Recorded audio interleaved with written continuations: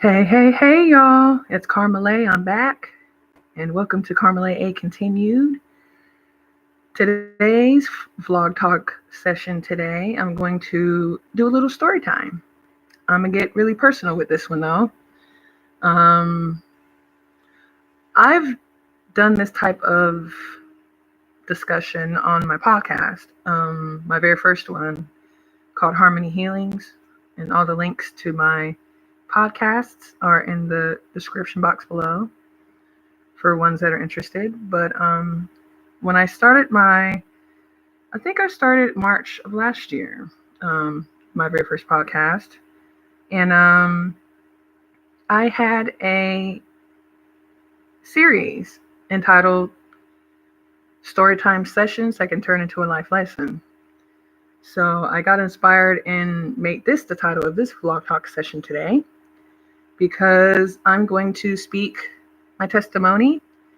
I'm going to open up about things that I've dealt with in my younger years and in my childhood and things like that. And the reason why I opened up about my story anyway, and I got I got more personal on my podcast than I can be on YouTube, but because of the censoring and all that. But it's not going to be gruesome and anything like that.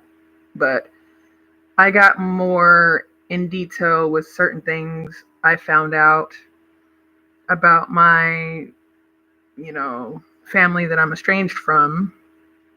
In 2022, last year, I received a lot of spiritual downloads, and my spiritual gifts were heightening at that time. And I was receiving a lot of spiritual downloads regarding some people in my family who were doing dark occult type of things and, doing evil spell work on me and things like that, and death spells and this and that, and all kind of stuff, man. And there was certain situations that I was in my childhood that I do not have 3D physical memory of.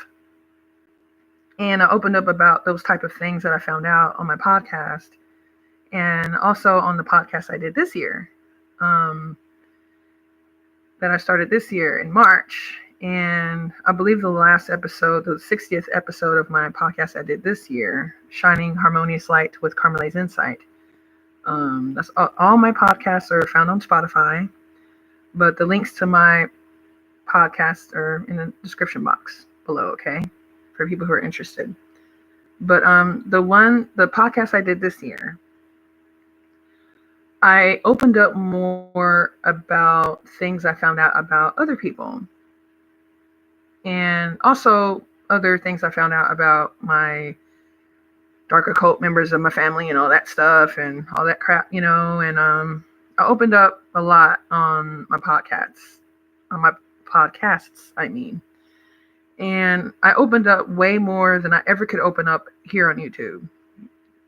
Y'all know YouTube censored and they got their guidelines and all that, and I respect that, but there's certain things I'm not going to say on here because of that. And, if one was interested, they can check out my podcasts. And if they wanted to get a more detailed, personal kind of side to myself, they can check out my podcast. If not, that's cool too, But the reason why I opened up on my podcasts the way I did,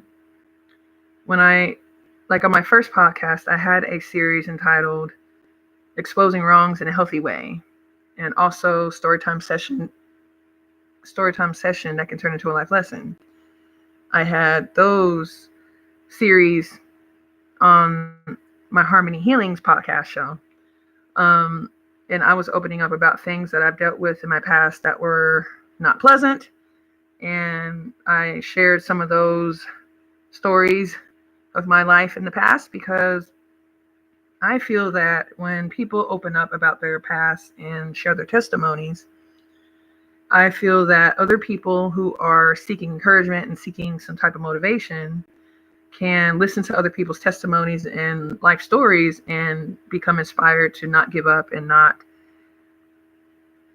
go into the deep end and be in deep depression mode and all that. And just, I do that. I share my story and things that I've dealt with in my past that's really hard. I share that or I have shared those type of things in the past because I know that people can learn from that, and it can be encouragement and motivation for others to not give up if they're going through tough times in their personal life regarding spirituality or otherwise. I've been homeless before, more than one time. I shared stories about when I was homeless and stuff on my very first podcast called Harmonni Healings. I've shared stories about people in my past who I used to be friends with that stabbed me in the back, and they were friends for me for years. But then I found out through my spiritual downloads last year, 2022, that they were trying to set me up, and I've been lied on about things and investigations and all kind of shit, and I didn't know it. Like, I've had people investigate me and still investigating me now from lies that was told on me by other people that I was around and who were friends with me, who I was either sexual with or just personal only without sexual things going on. But people personally that I was interacting with in my past, most of them either tried to set me up to be unalived or just exploit me for their own financial and spiritual gain. I didn't been in people's houses that I used to know, who I used to deal with in my personal life in the past, and they had hidden cameras in their house, and they were exploiting me and getting paid for me just being there and all that crap. Like, I've found out a lot of things via the spiritual downloads I received in 2022 and some of this year as well. But I got the deeper spiritual downloads regarding certain situations that I did not remember or do not remember in my 3D physical memory of things in my childhood that were very unpleasant and had a lot of abuse going on. I know we can't say the word abuse on YouTube, but there's certain things I went through in my childhood that I do not remember because of the horrendous SA type of situations that I went through. I know what SA means, right? Can't say the word on YouTube, but I'll say it one time. Sexual assault and sexual abuse type of situations. That's what I'm referring to when I say SA, okay? Because I'm not going to say that again.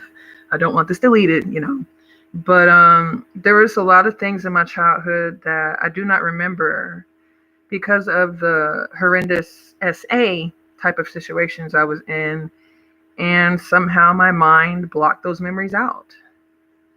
It was probably the universe, the Most High God, or just my brain just blocking it out. But I think that was all three reasons why there's certain horrendous memories that I don't have in my 3D regular physical memory, because of how horrendous those memories would have been to me. And I thank God for that every day. I thank the universe for that every day. The year 2022 was the most awakening time of my life, but this year, other things I found out, regarding things that were done behind my back or done to me that I did not have 3D physical memory of and things like that. They were very, very hurtful. And I had to do a lot of shadow work, and I had to,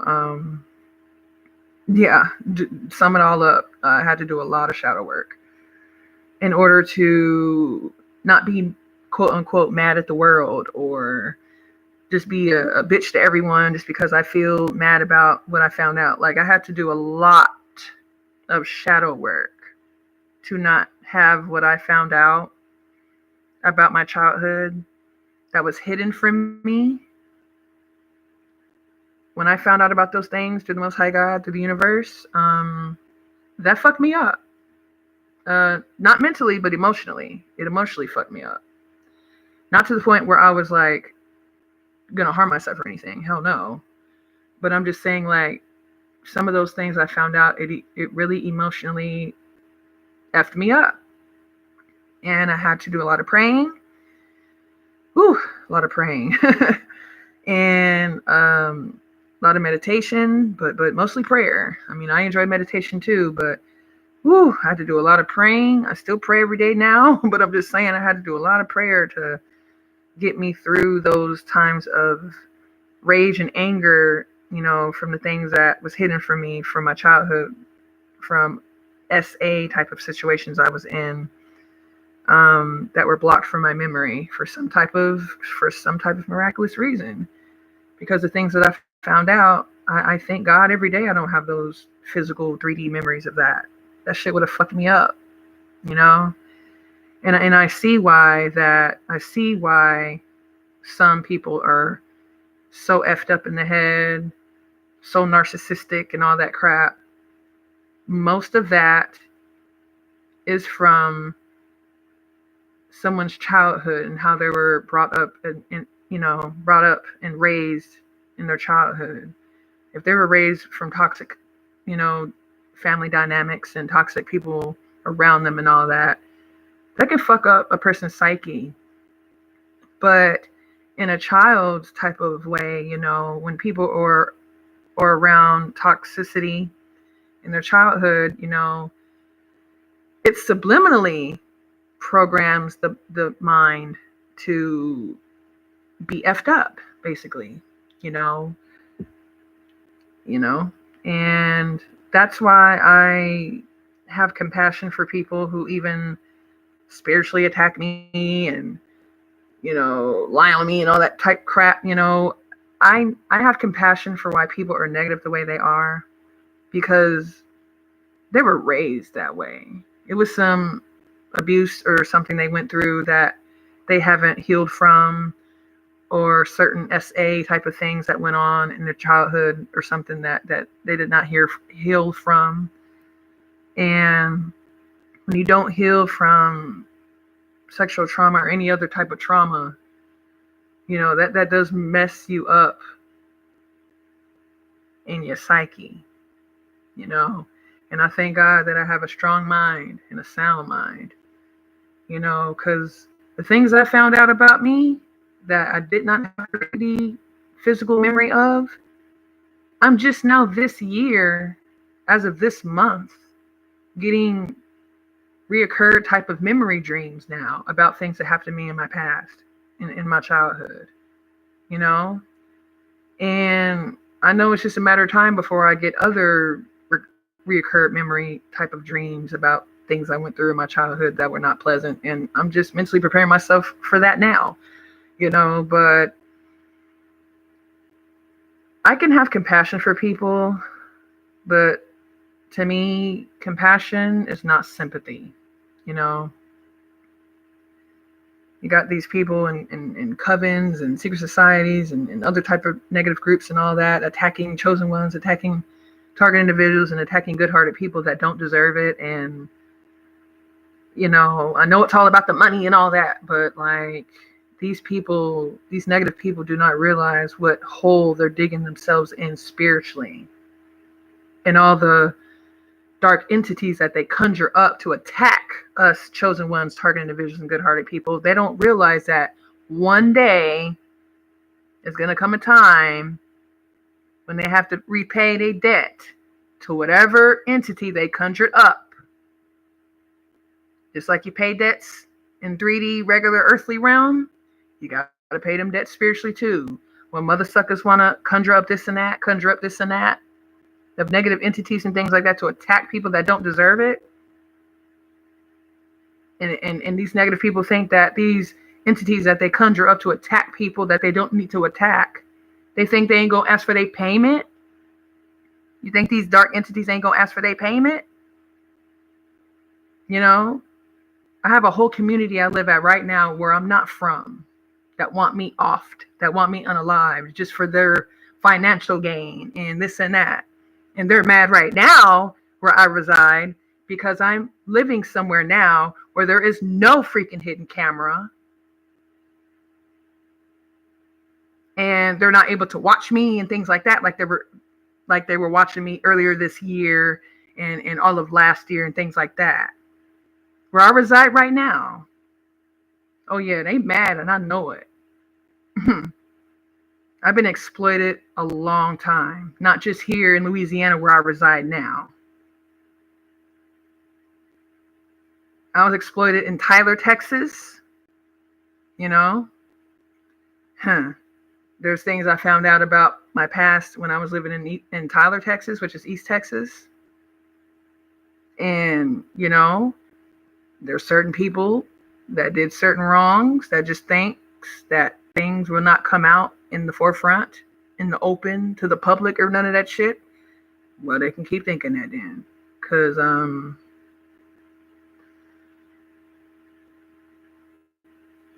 they can just keep on thinking that then. I'm going to just leave it at that, But I can have compassion for people who are negative minded and things like that and evil hearted and shit. Because I know it's not their fault that they're like that. They were trained like that.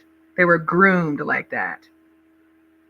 They were taught that type of shit, from childhood,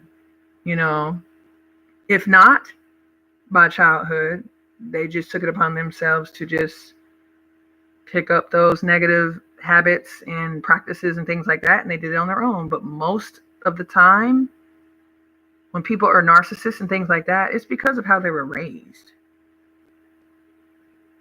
Not 100% because of that, but most people who are narcissists or PDO type of people, like I said on another vlog talk session before, y'all know my code word for PDO, pedo, that type of crap, okay? That type of crap, okay? PDO, like that type, like those type of people that have those type of sick tendencies towards children and things like that, PDO type of people. That's my little code word for pedo, okay? Because I don't say that because I don't want this deleted, But people are like that because of how they were done as a child that way. PDO type of people just don't become PDOs just from odds are they were done like that as a child themselves, So it's a cycle with this crap. You know what I mean? But I can have compassion for people as far as me understanding how a person is, or why they became that type of person, that type of negative person. But I would never have sympathy for these negative people, when karma comes to them. I would never have sympathy for them ever. I mean, that's as respectful as I can say that, because I've grown a lot, I've learned a lot, I've healed from a lot, and I'm just here for encouragement and motivation for others to go on their own spiritual healing journey if they need to, because I know how much it's helped me, and if I can do it, anyone can. I did it by myself, with me praying and working with my spiritual team, my ancestors, the Most High God's holy angels, you know what I'm saying? My spiritual team, If it wasn't for the Most High God, the universe, and my spiritual team, shit, I'd be crazy, running around crazy right about now. You know what I'm saying? So spirituality has really helped me to heighten my awareness and expand my awareness on certain things, not just things about the world, but things about myself and things about where I came from, the bloodline I come from, the ruthless bloodline that I come from, and I've accepted all that, but that's why I estranged myself from my whole fucking family, and I would never turn back from that decision. I don't tolerate negativity in my life anymore. I'd rather be antisocial if I need to be, like now. I'd rather be a loner. What the fuck? I don't care. You know what I'm saying?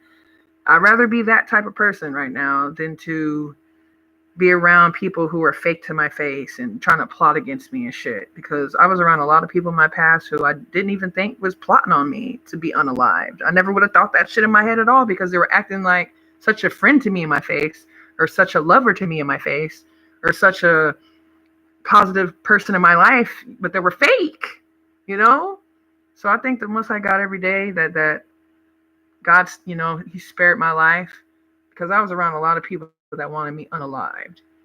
And there's a situation that happened in Bakersfield, California, you know, in September 2018, when at the time I did not know that my, person I was in a relationship with at the time set that up for me to happen. And I was supposed to be unalived right then and there. After I was walking somewhere and I was at a park, and there was some gang stalking shit that was going on and shit. And all of a sudden this woman that was talking shit to me out the blue, trying to start shit and provoke me and all that there, right? And she pulled out a weapon, right? She pulled out a weapon and, some pow pow, you know what I'm saying? And that bitch was supposed to unalive me right then and there. At that moment, I was ready to die. I mean, ready to be unalived. I mean, I was not scared to be unalived. I was not scared. I'm still not scared now. I'm not scared of death. I'm not. After that situation happened to me in 2018, with me almost getting unalived in my face on foot at a park, you know what I'm saying, in Bakersfield, California. It was a little park area. It's like a duck. We call it, I called it the duck pond, I think it was called Mill Creek Park there. I don't know if that was the official name of that park, but yeah. But I remember on my first YouTube channel, Carmolaye, before I lost access to that, I had actually recorded that situation that happened, but I did not catch the image of the pow pow, so that the code word for that, right? I ain't get the clear camera view of the pow pow that she had, that she was supposed to pow pow me with and unalive me with. You feel me? But on my very first YouTube channel, Carmolaye, I was venting and vlogging about my gang stalking experiences, and that was the year 2018 when I had my first spiritual awakening of my life, and during the same time of that, I learned about gang stalking and the target individual topic and all that, and all at the same time. So I'm getting spiritually awakened and learning about gang stalking and target individuals, and then finally coming to the realization that I'm a target individual, from what I learned from other platforms on YouTube that were TIs as well, and but I thank God every day for him sparing my life, man, because this ain't no joke what people got going. And I just thank God every day for my safety and my protection. And I never take that for granted, But anyway, let me check on something right quick. Let me see. There's something I need to check right quick. Hold on. I hate when I stop when I'm live like that. That's only happened one other time, though, since I've been doing these blog talk sessions. So let me check on something right quick, y'all. My bad. It won't be long.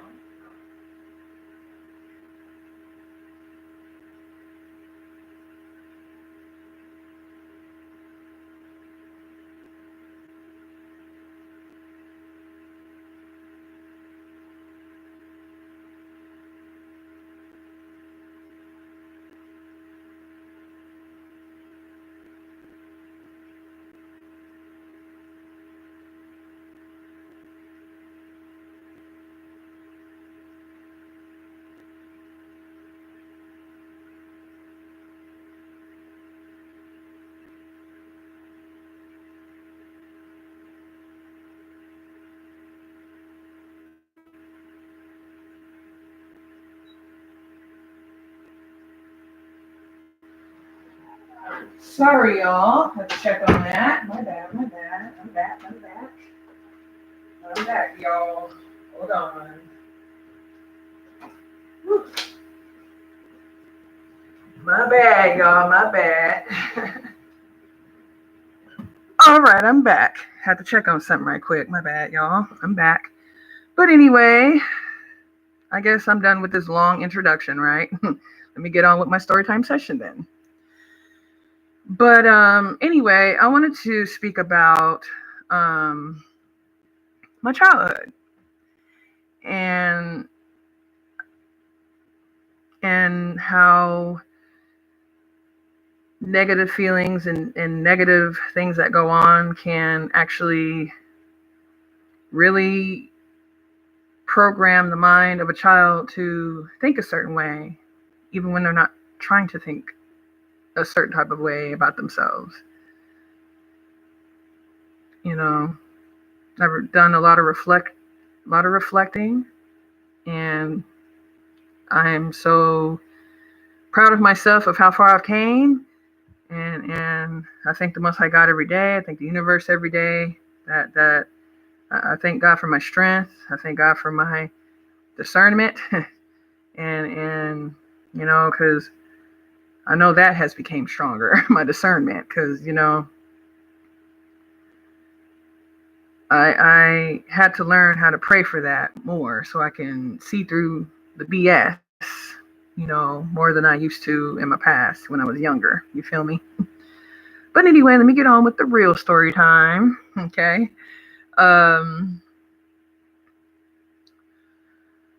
So I don't remember anything in my 3D regular physical memory.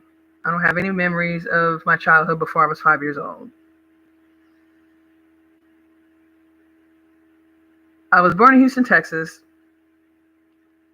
but I don't remember none of those memories of me before I was 5 years old. But what I do remember is when I was 5 and things like that.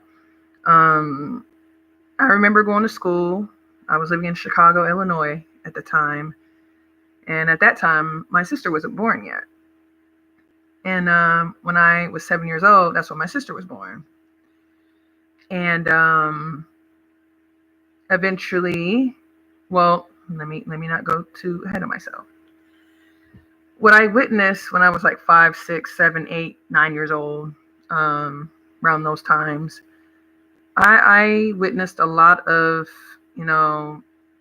physical abuse that my mother was going through with my father. And I witnessed a lot of that she was going through, and I was never the type of kid that would be like, don't hit my mommy and this and that.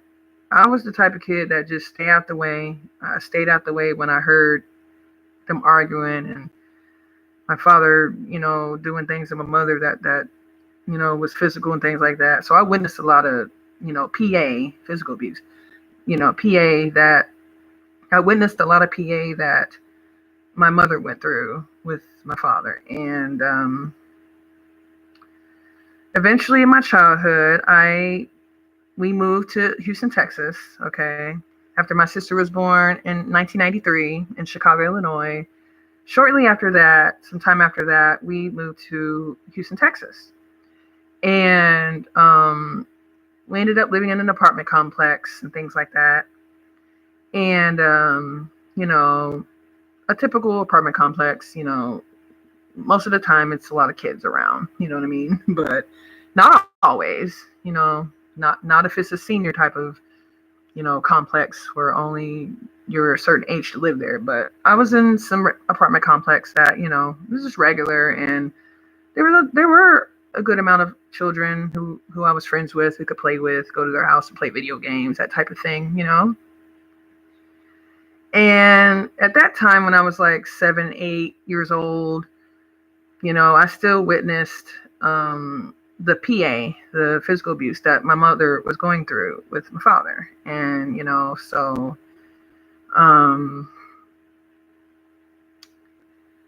when I was 8 or 9 years old, when I was still living in Houston, Texas, I was SA'd, sexually abused, by a neighbor of that apartment complex. And he was a Latino male. And all I remember is that there was this Latino male that was known as the Candyman. the Candyman. Not like the movie Candyman, but like that's the nickname that other children in the complex had gave him because he would always give out candy to the kids and all that crap. And maybe I shouldn't have said crap with that, but I'm gonna get to that part of the story while I said that. But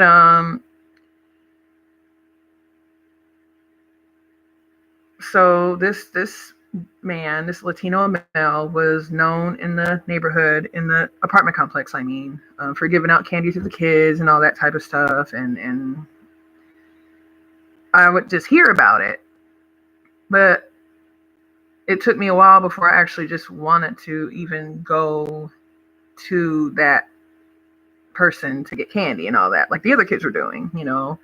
But I was curious, and all the other kids were talking about, you know, the candy man, this and that, and things like that. And I was like, okay, I think, I don't know, I can't recall if I went on my own to that man's apartment or if I asked my parents, but I want to say I asked my parents if I could, because I didn't just like, I always asked my parents if I could go play at someone's house and play their video games, things like that. So I'm pretty sure I probably did ask my parents if I can go get candy from that, you know, neighbor that all the kids were talking about that gives out candy and shit. So yeah, I'm pretty sure I probably did ask to do that because, excuse me, because I know I would ask my parents if I could go play at, you know, my friend's, you know, apartment to play video games and play outside and things like that. So, you know, so yeah. But when I went to this Latino male's apartment, he was nice. He was weird though. He had a weird vibe to him. But I don't remember everything that happened in my 3D physical memory. But I do remember being molested by him, okay? Essayed by him, but I don't remember the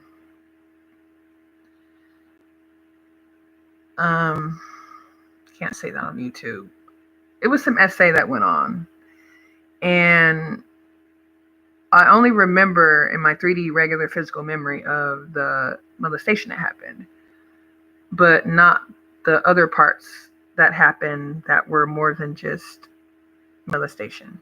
Okay, I'm gonna just keep it like that because I'm on YouTube saying this. Okay, I got more open on my podcast when I talked about this, but I think I opened up about this on my podcast I did this year.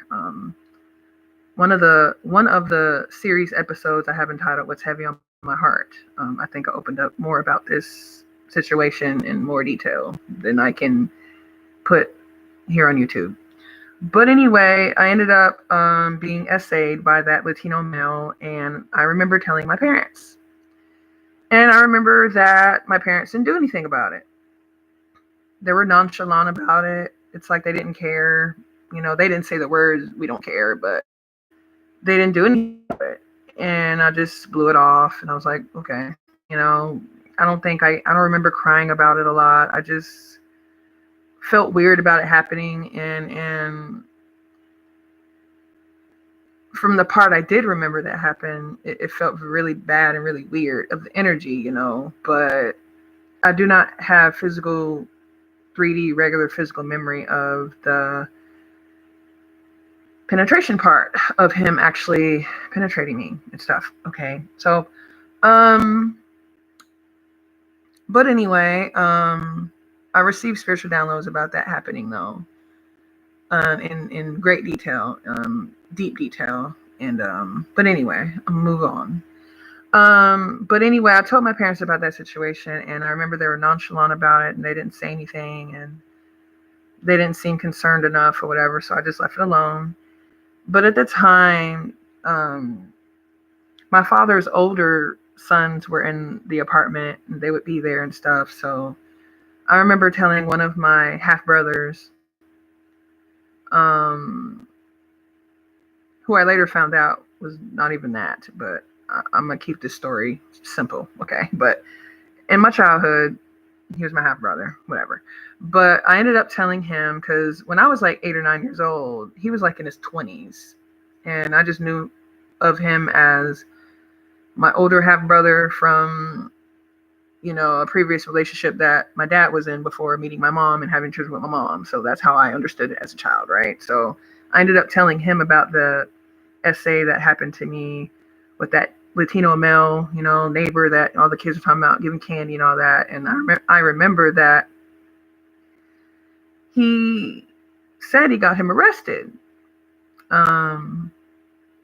I seen him actually go out the apartment and go to his apartment to talk to him, but in my child's point of view, he got in trouble for that, but really he didn't. That's what I later found out. But I'm gonna keep going. Okay. So, anyway, I'm gonna go fast forward to the part of my childhood story where my mom leaves my dad, and her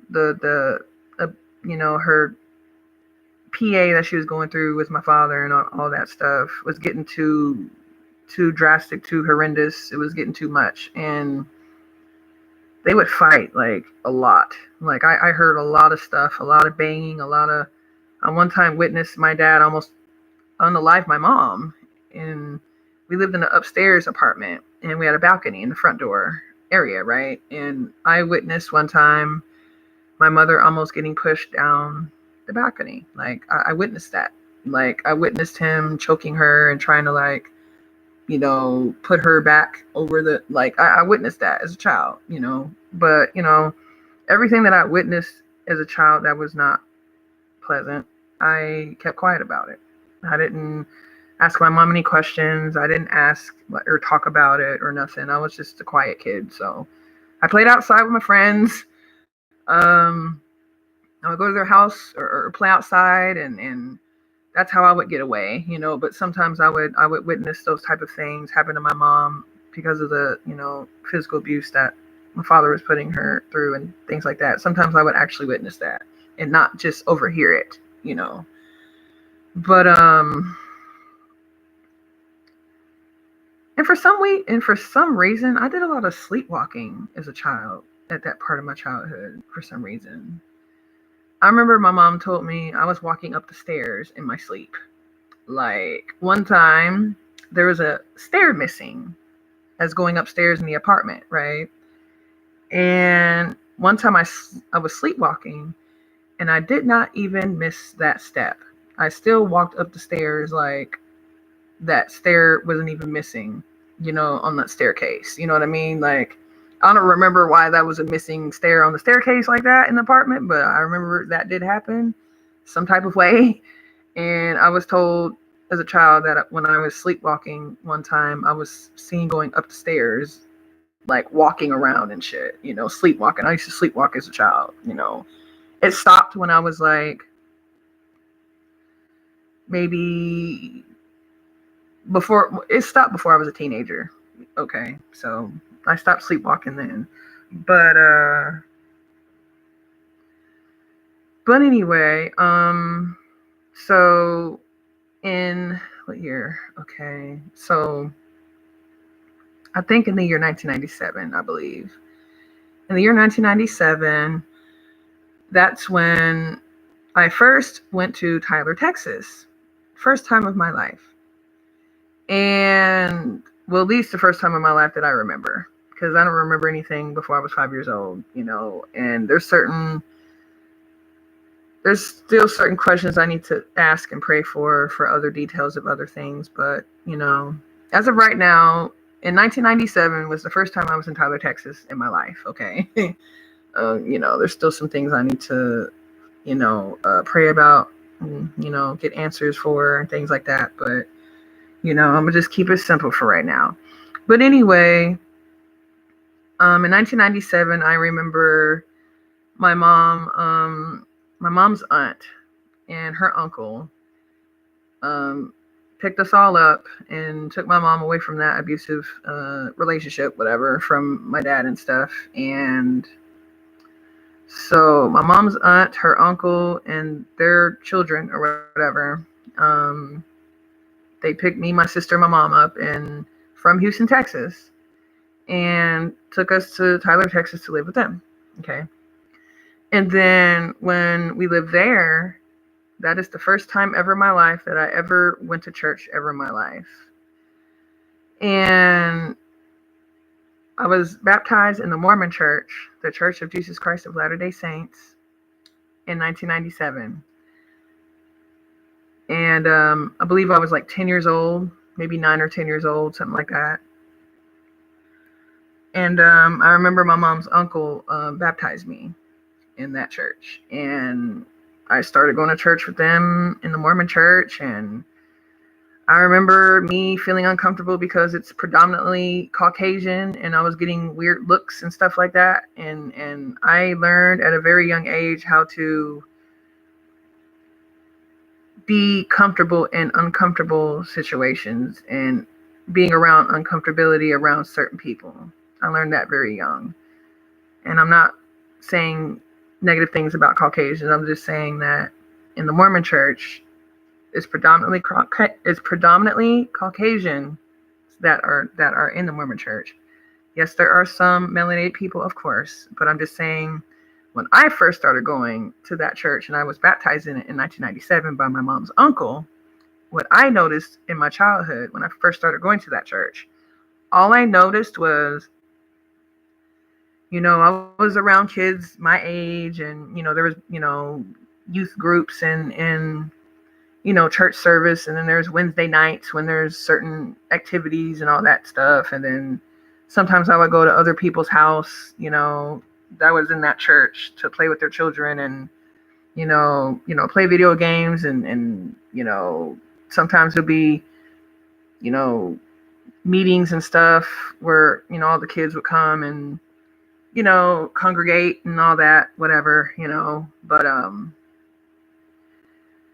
and sometimes, it'd be sleepover type of stuff, watch movies, play and stuff, you know what I mean? Like that. Right. So, but anyway, but when I would be in church in the Mormon Church, I would always feel uncomfortable, like I'm less than, like I'm the bottom of the barrel of the slum type feeling, and I felt that as a kid without putting it into words, and, I just dealt with it because I was a child staying in a child's place.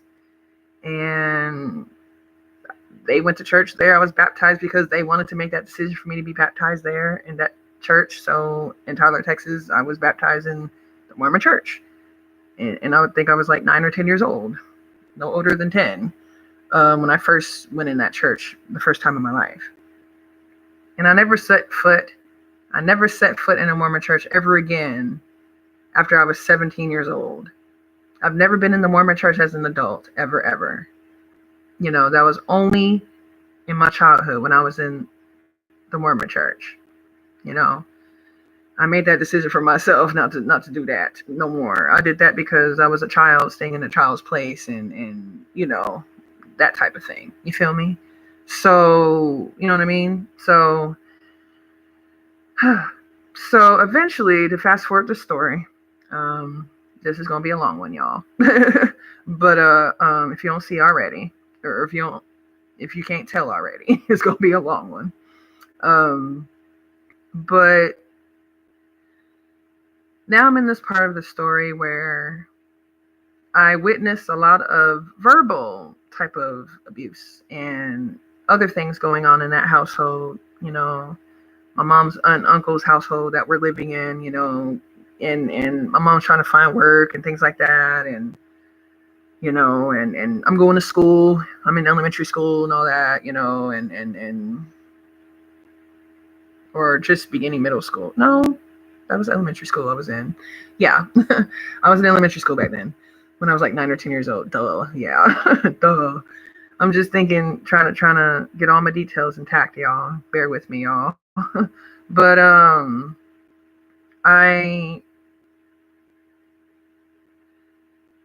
when I was living with my mom's aunt and uncle, when me, my mom, my sister were living there, I noticed a lot of verbal abuse going on. I would notice my mom's aunt talk down to her kids and be so narcissistic to them without me knowing what narcissism even was as a child. But I would notice the negative things going on and negative things that were said the walls are thin. I'm gonna hear it, whatever. So I heard a lot of verbal abuse and physical type of abuse that I would overhear and stuff like that. And I was like, dang. But I was a quiet kid. I didn't ask no questions. You feel me? But this is what I noticed in my childhood, though. And at this point, I'm like 9 or 10 years old, probably 10. This part of the story I'm talking about. But I noticed a lot of verbal abuse that my mom's aunt was projecting and doing towards her children, and I was like, damn. All I could think of as a kid is that I'm glad I'm not being done like that. And then I'm thinking, damn, am I going to be talked to like that too? But I didn't say nothing though, but I would think those type of thoughts though, but not dwell on it too much as a kid, right? This is what I'm thinking in my mental space as a kid, right? And then eventually, so I can make this story go further, not trying to make shit longer than it's supposed to be, okay?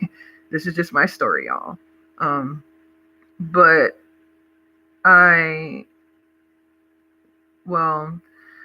me, my mom, my sister ended up getting kicked out of the house, right?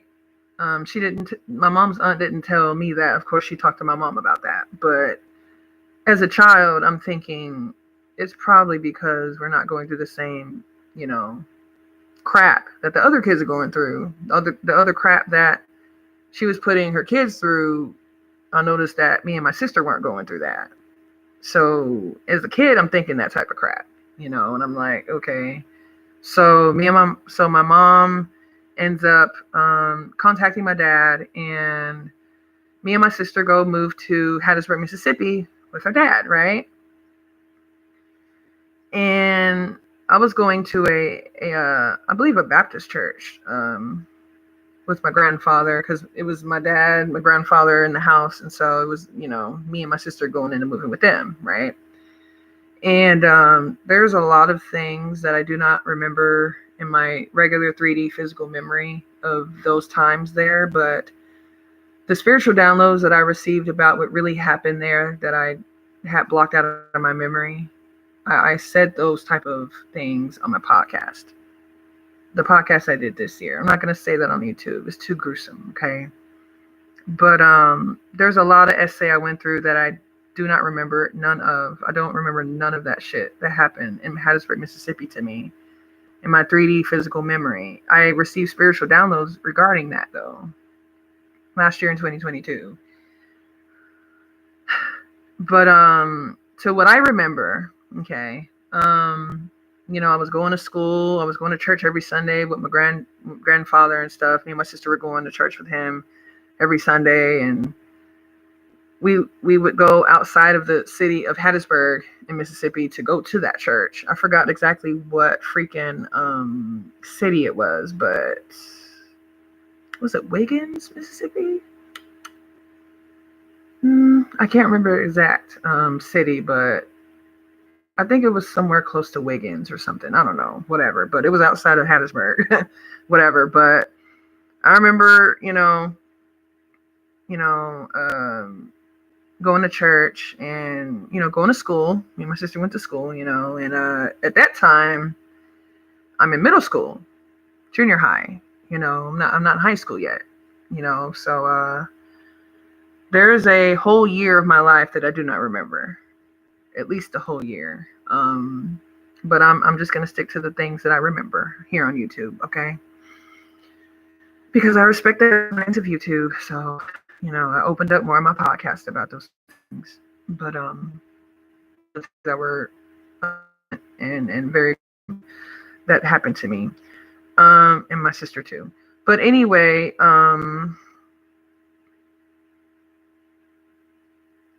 I do remember going through a lot of PA, physical abuse, by my grandfather. And I remember sometimes he would be in his moods. Like, we would pray every night. Me and my sister would pray with him, with my grandfather, every night on our knees, praying, like that. And then some mornings I would be getting ready for school, ironing clothes or something, helping my sister get ready for school and things like that. And I'm like 11 or 12 at this point, 11 years old or whatever. And sometimes my grandfather would be in these freaking mean ass moods, fucked up ass moods. And sometimes he would like talk down to me and tell me, that's why your mom left you. And that's why you're not with her now. And this is why Aunt so-and-so kicked y'all out of their house in Tyler, Texas. And because don't no one care about you. Don't no one give a F about you and this and that. I was told those type of things. I was going through verbal abuse and physical abuse by my grandfather. And when I told my father about that, he did not do anything about it either.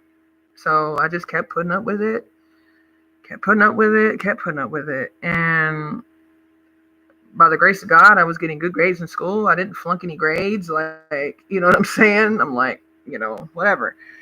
But I did the best I could in school with the shit I was enduring, I thank God for that every day. That I'm still here, still strong, I would not be here if it wasn't for the Most High God and the universe, let me tell you. God has spared my life so much, and I'm be forever grateful. But anyway, get on with this story. So sometimes I'll be ironing clothes, and my grandfather would push me into the ironing board, and one time the iron almost burnt me and shit, but he would only do those type of abusive acts to me when no one was around. I don't know if my dad would be taking my sister to school since we went to different schools, because I remember riding a school bus, going to school. I didn't always get rides to school, but I can't remember if my sister was on the bus or not, but I think sometimes my dad would take her to school, whatever. But for some odd reason, or for some reason, my grandfather would only pick on me and do those abusive type of acts towards me when no one was around, overhearing it. So I'm assuming my dad and my sister, maybe my dad was taking her to school and something like that, whatever. And then when I told my dad about that, he didn't say anything about it. He didn't do anything, and it just kept happening, and I just kept dealing with it. And, over time, I got very low self-esteem, and I never was in a state where I wanted to unalive myself, thank God. But I was in a state of mind where I had a lot of low self-esteem, and it gradually got to a point where in my younger years as an adult, that affected how I thought of myself and affected how I dealt with certain things in my life that I'm so glad that the Most High God delivered me from, But, dang, what time is it? Dang it. Sorry to keep on making these pauses, y'all. Y'all know this doesn't happen every time, right? Let me check on something right quick, okay, y'all? Check on this right quick. I promise this will not happen every time I'm on live, y'all. But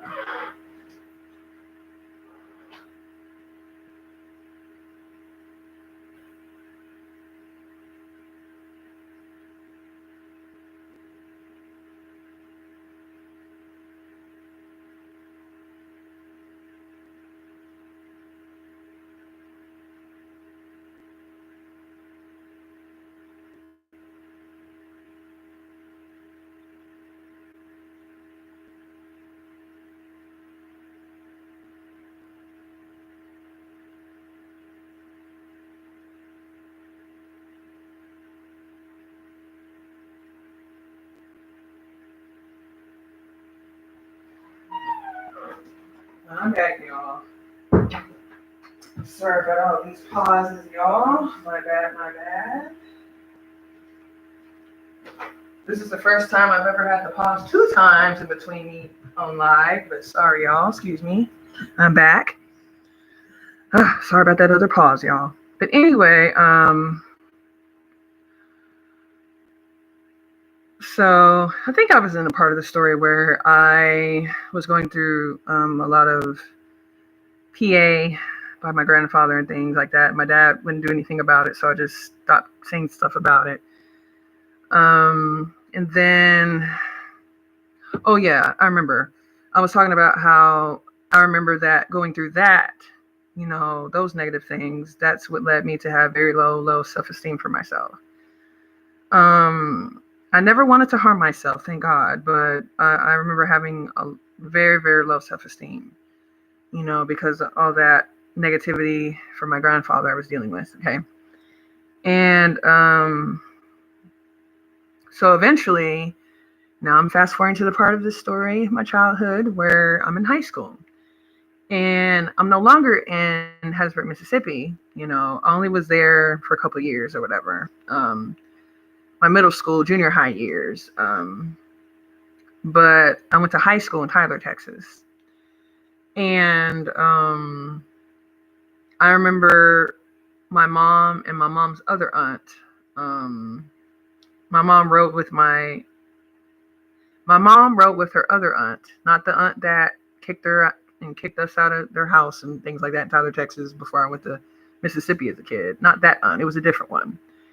But there is one of my mom's other aunts that my mom rode with to pick me and my sister up from Hattiesburg, Mississippi, to take us to Tyler, Texas. And that's where I went to high school. I went to high school in Tyler, Texas. I went to John Tyler High School. And I graduated in 2004. But I remember in my high school years, I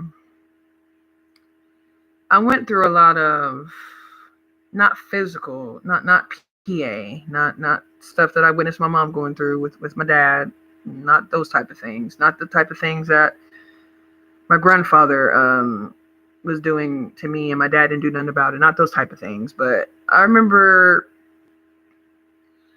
my mom's husband at the time, who was my stepfather, he made a lot of problems between me and my mom and made sure and did his part to make sure that there was always a wedge between me and my mom's relationship with each other. And I would always get in trouble for stupid stuff like eating something up. Like if there was the last of something and I ate it up or something, I would get in trouble for that.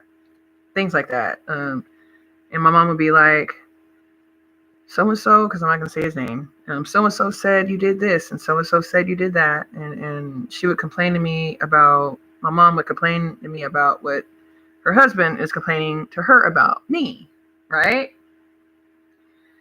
And so, I'm already with low self-esteem, and then I started getting angry with that, but I never disrespected my mother, never. But, we've had some yelling matches before, but I never disrespected her or anything and called her out her name or nothing. But I would sometimes be just like in a stern voice, like, dang, like, he's tripping, this and that, this and that. I wouldn't cuss at her or nothing. No, fuck no. But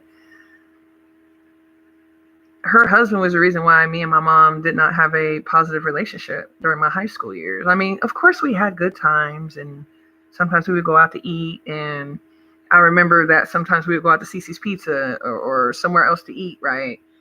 And my mom's husband would act so fake in public, like interacting with me, like he would interact with me. Like, no, when we were at home, there was no interaction with me and him. None.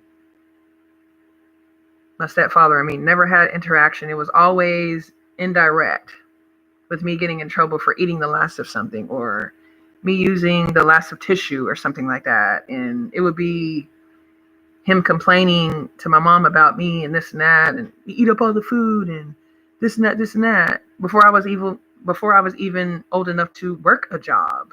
I had my first job at 16 years old, but I'm gonna get to that part of the story though.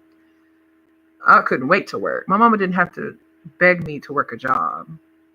I wanted to work. I wanted to make my own money. I always wanted to make my own money. So I started out that way, and I instilled that in myself to want to do that.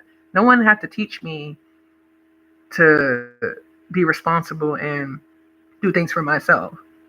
I had that instilled in me by the grace of God. You feel me? Because I was sick and tired of, not having my own money. So, but I know I had to be a certain age to work a job. So when I turned 16, I ended up working a job and stuff. And my first job was at a movie theater in Tyler, Texas. I worked at Hollywood Theaters. I remember it was a lot of teenagers that worked there. It was some type of job fair or something like that. And I think I was like 11th grade at that time, but it was like the end of the school year, right before my senior year. So when I had my first job at 16 at that movie theater, it was like the end of the school year of my 11th grade year. And I worked the summertime there. But I dealt with a lot of negative things at that job with just I learned real quick how the work world was and how messy people can be and all that type of shit. Like getting lied on and certain people being ugly towards others and not being nice and all that stuff. Like I dealt with a lot of messy people and shit during my first job at 16 years old. So I already knew. I'm like, okay, this is how the work world is. Got to deal with a lot of messy people, but fuck it. I still want my money. Fuck it. I still had that mindset at 16 years old, right? So eventually, there was this assistant manager that was a real asshole. She was a female, and one time I remember she had asked me to do some cleaning, which was cool. I'm like, okay, cleaning, I don't, whatever, right? I'll do that. I need my money, right? But I remember this assistant manager, this Caucasian female, who was a bitch to me all the time. Always had a snobby look at me and always looked at me with disgust and things like that. I remember that about her for some reason, whatever. But I brushed it off, whatever. But one time, this asshole assistant manager at that time asked me to scrub the ceiling. And I'm like, okay, let me see what I can work with. Give me something to work with. I'm like, okay. So with all the cleaning supplies that I had and that I was given and the cleaning, stuff I was given to use, that shit would not come out the ceiling. Like, it's like this woman asked me to do that knowing that it wasn't going to come off, just so she could have something negative to say to me about it. So when I was scrubbing that ceiling, a certain spot of the ceiling for like at least 10 minutes, I'm like, this shit ain't coming off, but she's not just going to believe me that it's not going to come off. So what I did was I called my mama and I said, Mom, this lady tripping. There's certain things I'm cleaning that ain't going to come off, but she tripping on me. Can you pick me up? I'll look for another job. And she said, okay. My mom picked me up and I left that hoe. I left that job because I knew it was some whole shit going on without me using profanity about it. But I think I did say this bitch is tripping to her. I think I did say that to my mom about her being a bitch. I did say that. But I didn't use profanity too much, but I was just venting to my mom about that, and my mom was like, oh hell no. That's not right. Okay, fuck it then. I'll get you. Okay. She probably didn't say those words like fuck it, but basically my mom picked me up and she didn't give me any scrutiny about quitting my job that way, and I ended up finding another job at a Burger King. And my senior year in high school, I ended up working at a Burger King. But when I was working at that movie theater, my very first job I had, that was the summertime. So I quit that job before the school year began of my senior year in high school. So in September, I believe, like a month or so after school started, that's when I found my job at a Burger King restaurant in Tyler, Texas. And I was on the work program type thing or whatever in my high school, and I would get work. It was called the work release program. Okay. It was called the work release type of program or something like that. And I remember I had this paper that I would get signed or something to that nature, but I had to show some type of proof, probably my check stub or something like that. But it was some proof I had to show, proving I had a job and things like that. That way I could get out of school early, an hour or two early, because of me being on a work release program, I didn't have to stay at school till 3:30 when school let out, or 3 o'clock, or whenever the fuck school went out. I think it was 3:30 if I'm not mistaken, but I don't remember. But so I end up buying my own cell phone, my very first cell phone. Yeah, I remember those Nokia, the old Nokia phones.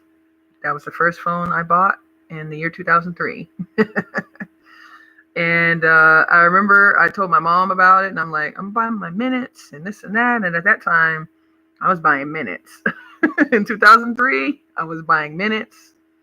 I had no unlimited talking and texting and all that. It was minutes I was buying back then. Okay. But I told my mom I bought my phone and stuff, and she took me to get it and everything, like, and I would buy my own minutes. Every time I needed some minutes, I bought them on my own, with my own money I got from working my job, and I was still going to school, still passing all my grades and everything. And, so eventually my mom was like, don't tell my husband about that phone. I'm not going to say his name on here. Both of them are deceased anyway, but rest in peace to my mama. But my mom was telling me, hey, don't let my husband know that you got that phone. I'm like, what do you mean? You need me to keep the receipts and all that? And I already got to keep my check stubs to prove to my work release program at school that I'm working. So you need me to show him this to prove that I bought it with my money? And she's like, no, just don't let him know you have that phone. I'm like, okay. So I was like, dang, I can't even have my own shit. Like, I bought it with my money and he's going to have a problem with that. And, I eventually just, learned that, and I'm like, okay, all right. But my stepdad always made problems with me for no reason. And, he would only be nice to me sort of directly when we would go out to eat and stuff every now and then. When I wasn't getting blamed for stupid shit or getting in trouble for stupid shit like eating up the last of something or using the last of some tissue or something like that. If I wasn't getting in trouble for stupid stuff like that, there were good times in my childhood where, my mom and her husband and me and my sister would go out to eat. And I remember we would go out to Cece's Pizza sometimes, and he would actually smile and interact. And I'm like, he is so fake out here. Acting like we're just whatever. And, we don't even interact at the house, like whatever. But it is what it is. It was what it was, right? But like, those are the only good times that were not stressful, is when we would go out to eat and stuff. And, my stepdad wouldn't be tripping, trying to blame me for stupid shit, whatever, and then my mom and her husband had a son together. So me and my sister were also living with my half brother as well. Don't want to forget him, but I'm just saying, my half brother didn't go through things that I did, because that was his son, that was my mom's husband's son. So, that was his seed. I wasn't, so, I kind of figured that type of thing out as a teenager and things like that. So, it was what it was, right? But, at the time when I was going through those times of getting in trouble for stupid stuff and all that, especially about eating all the food, not all the food. Like, it would be certain things. Like, I would, like, before my mom started, being a hairstylist, she would work these jobs and work late sometimes, like when I was 13, 14, some of when I was 15 years old. And I would just, fix little stuff in the kitchen for me, my sister and my brother eat, and I'm doing homework and things like that. And then, my mom's husband would get mad because I cooked something. I would get in trouble for cooking. I would get in trouble for eating the last of something. I would get in trouble for, using something up. Shit like that I would get in trouble for, because my mom would tell me things that her husband would say to complain about me. So that's what I dealt with in my high school years. So like,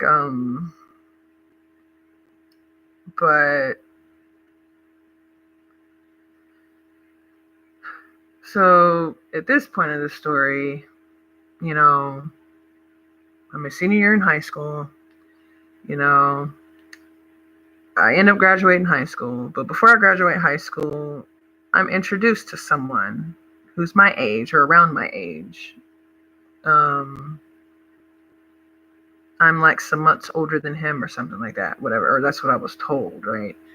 But like, when I was 16, I can't remember exactly when I met him, but I think I met him when I was 16 or 17 years old. I was a teenager. We were both teenagers, but I was introduced to a teenage boy, that did not go to my high school.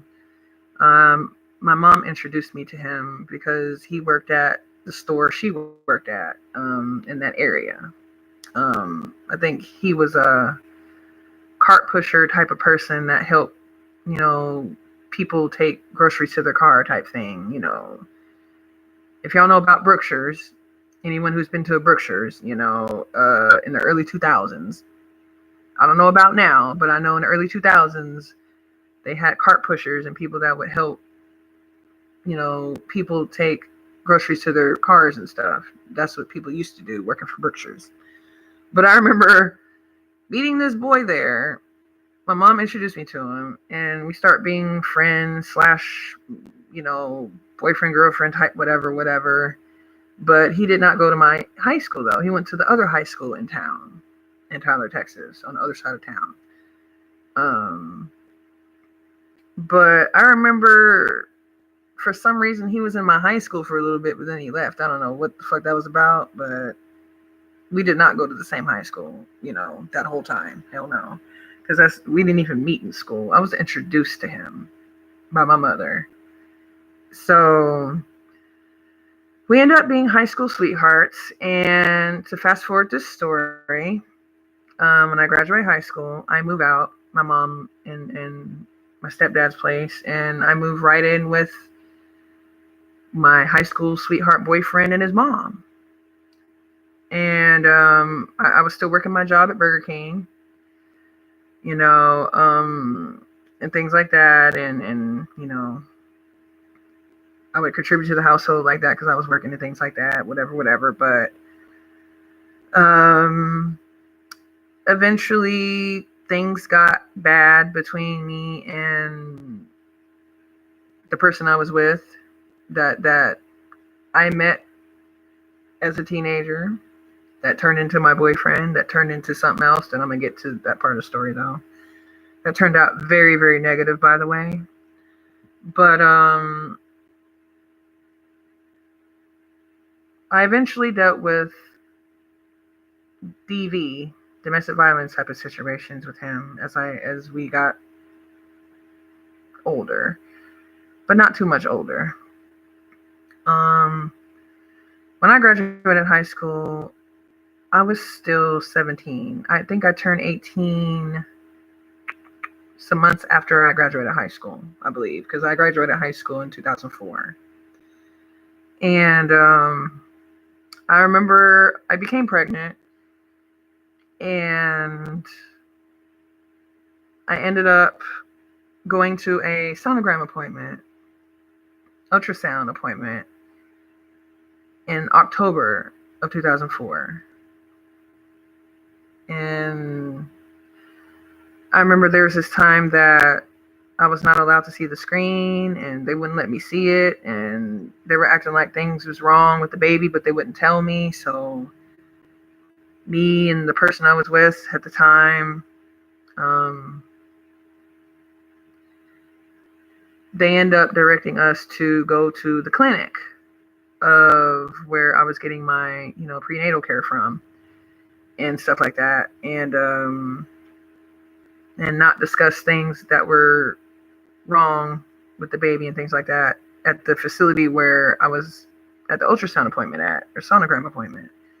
I had to go to the clinic part of that healthcare system to discuss those things with a counselor type of person that does consultations for people who are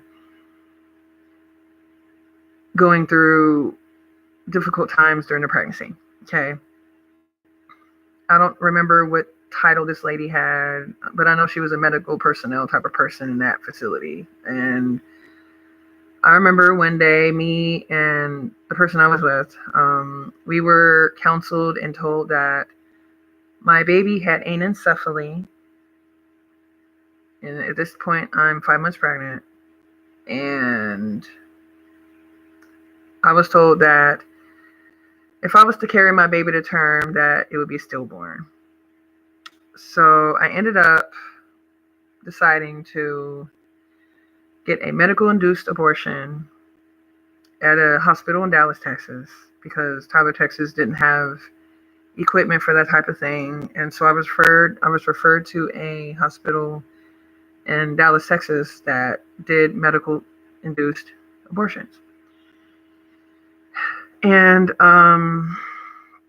because I was told that if I was to carry my baby to term, that it would be stillborn. And I just went on the word of that medical personnel person. I was young and was just listening to what was said about that, and I did not do my full research about anencephaly, you know. But at that point, I was 18 years old, and I made that decision to get that procedure done because of what I was told by the medical personnel counselor lady. And that's when the domestic violence abuse really just started full blown for me.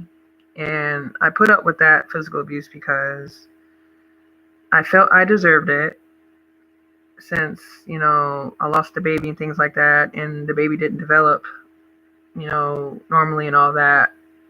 So the person I was with would blame me for that and talk down to me and say it was my fault. And I went to a really, really dark place mentally, still not wanting to harm myself, but I was in a very deep, dark place mentally.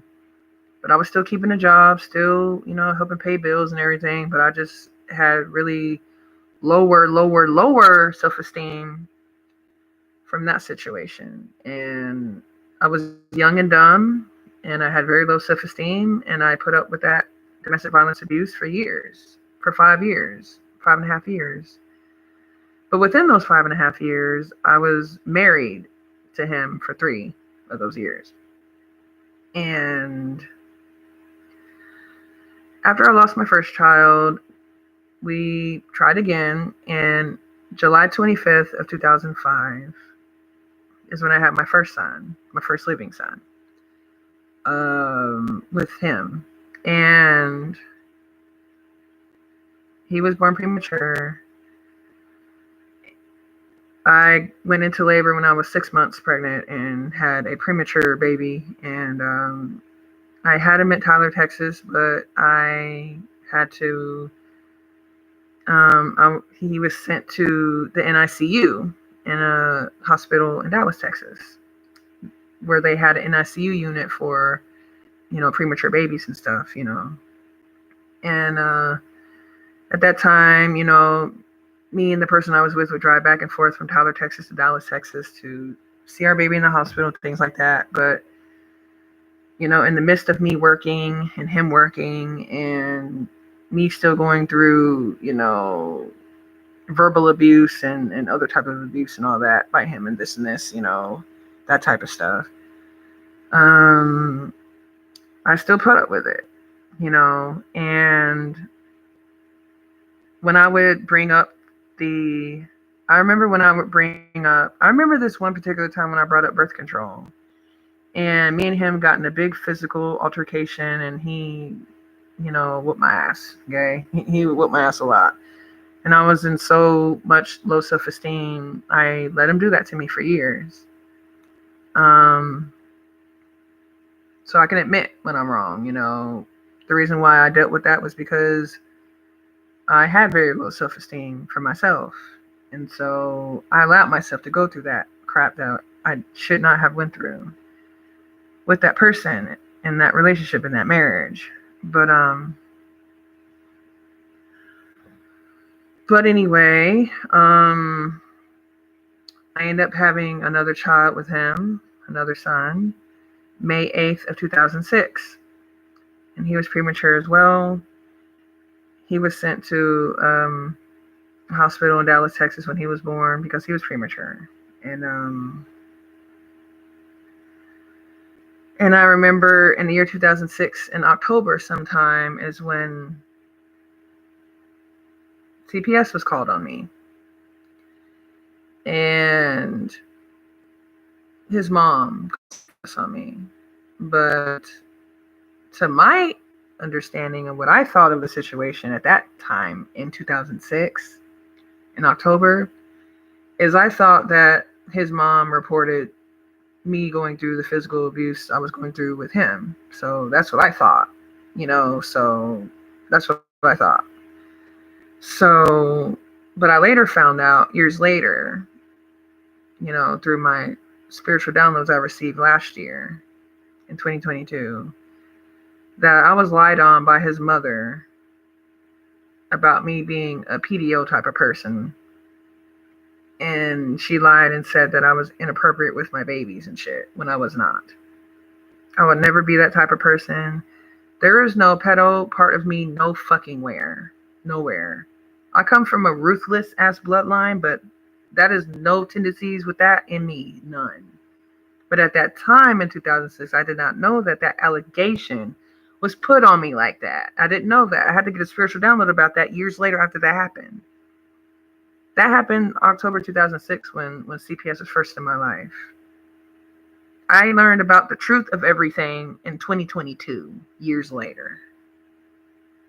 For me getting spiritual downloads about certain things in my past, But anyway,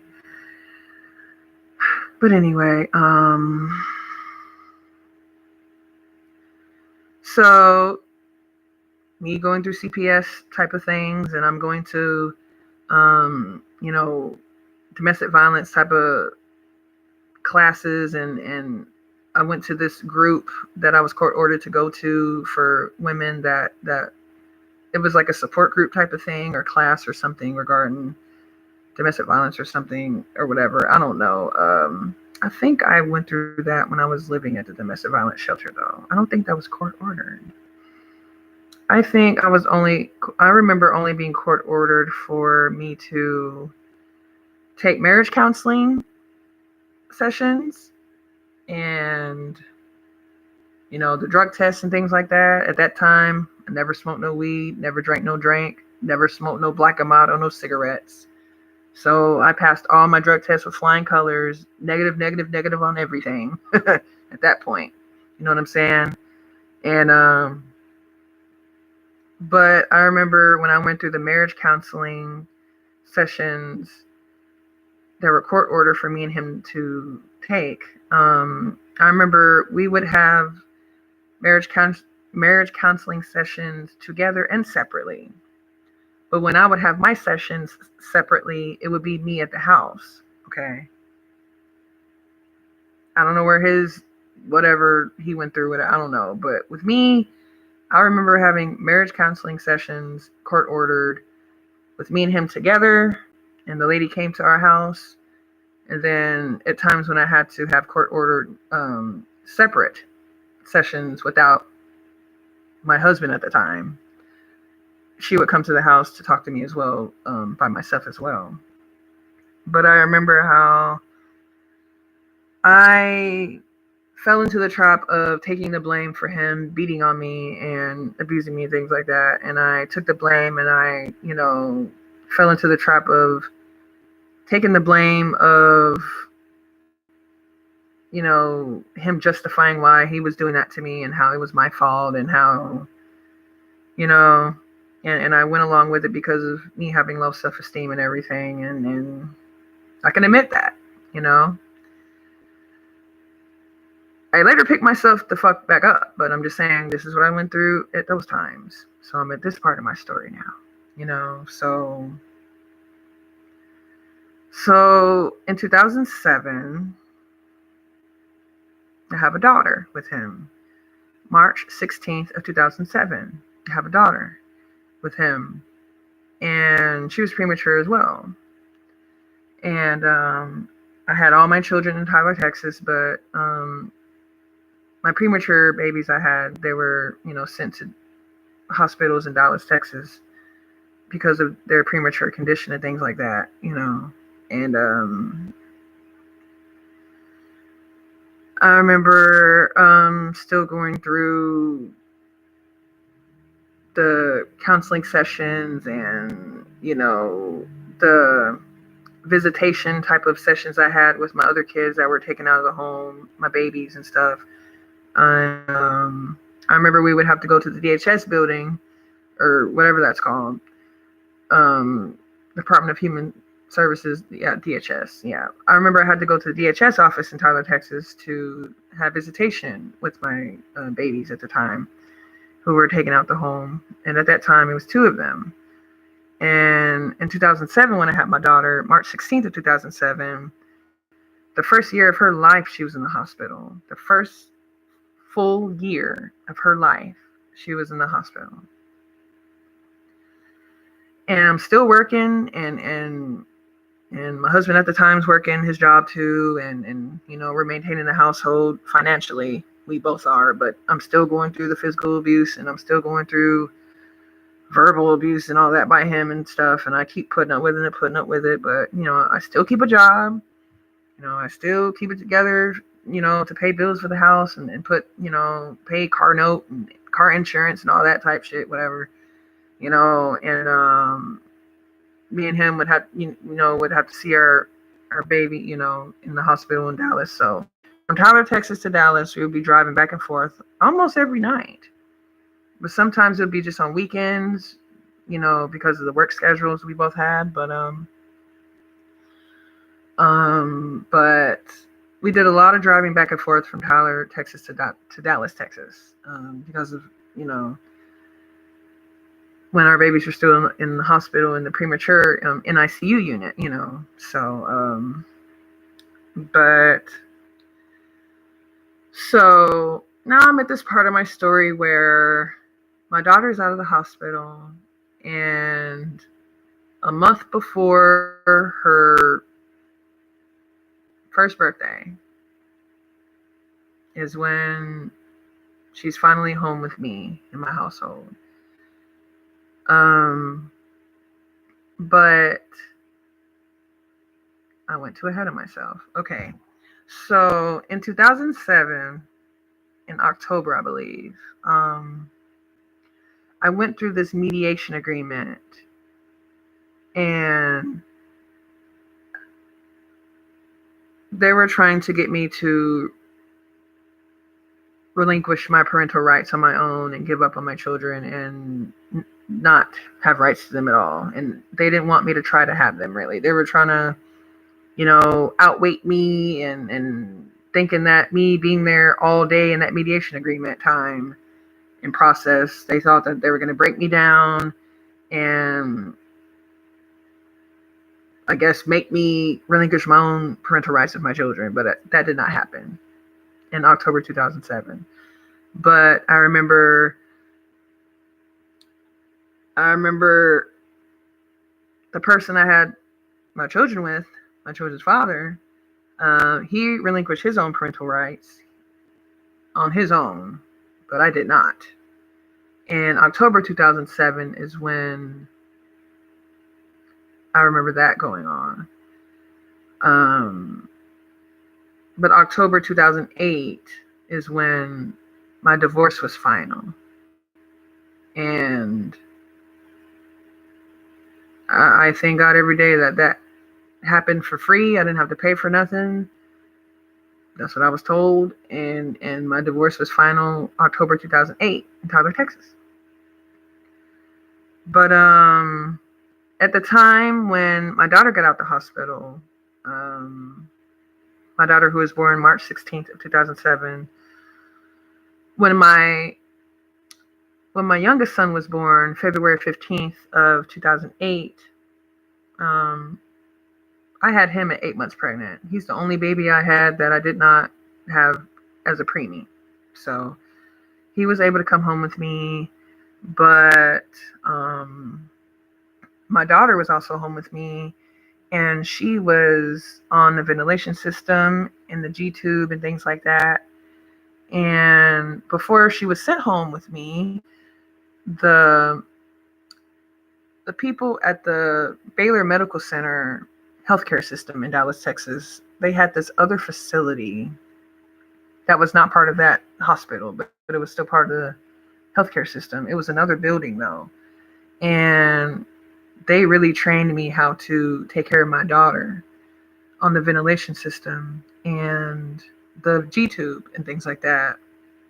And they showed me how to manually work with the ventilation system if the electricity was out.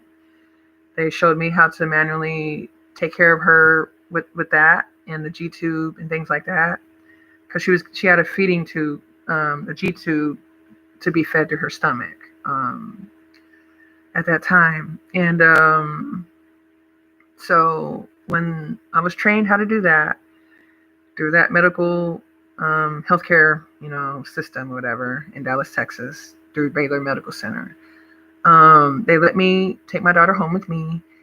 And but I forgot to mention that after that mediation agreement in October 2007, or sometime after that, I was court ordered not to be around my husband at the time anymore because of his abusive background. And I didn't call the police on him and all types of stuff, and then didn't press charges or whatever. But I did all that. Me thinking back on stuff, I dealt with that type of crap because of my low self-esteem and how I felt about myself. And I put myself through a lot of negative things that I didn't need to deal with, all because of my own insecurities and my own low self-esteem for myself at the time. I own up to what I've done, but I will not take blame for other people's crap, though. I only take the blame for things I've done and things I've dealt with that I shouldn't have dealt with. But I will never take the blame for other people's stuff and other people's negative doing. That's what I'll never do. But anyway,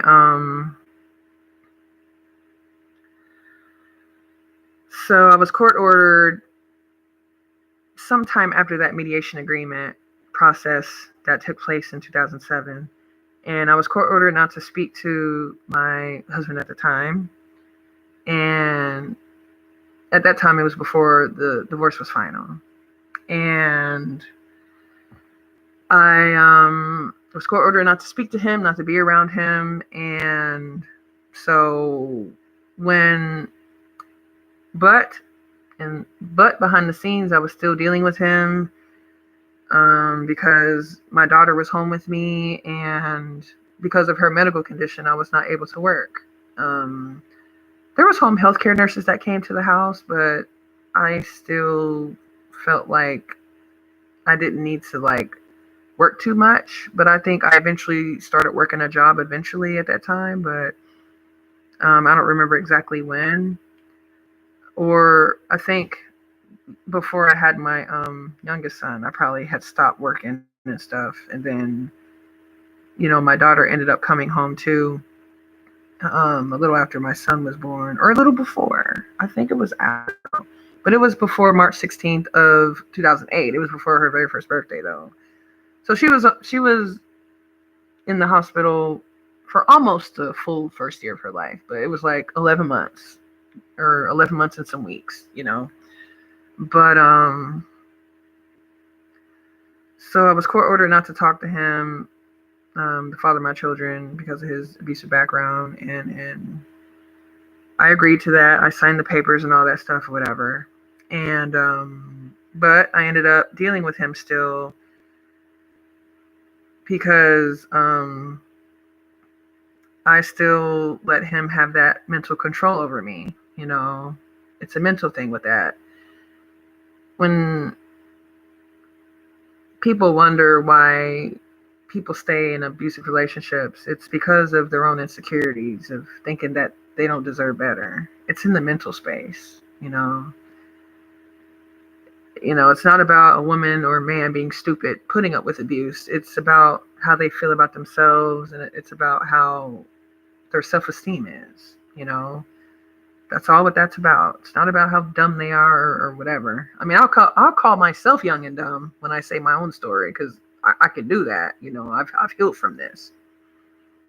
For some reason, I just felt to speak of my testimony in this way on YouTube. I've done this already on my podcast already, but for some reason, I felt led to speak about this story here on YouTube. But because I've never opened up about my past and me losing my kids and all that here on YouTube. But anyway.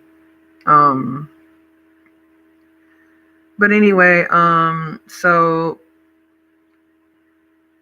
my first two sons that I had, they're still in the foster care system at the time, and I'm still having visitation sessions with them, but in 2008, they started having visitation sessions at my house, and the foster people who had my babies at that time, my sons that I had in 2005 and 2006, they were with foster people and foster guardians, I mean.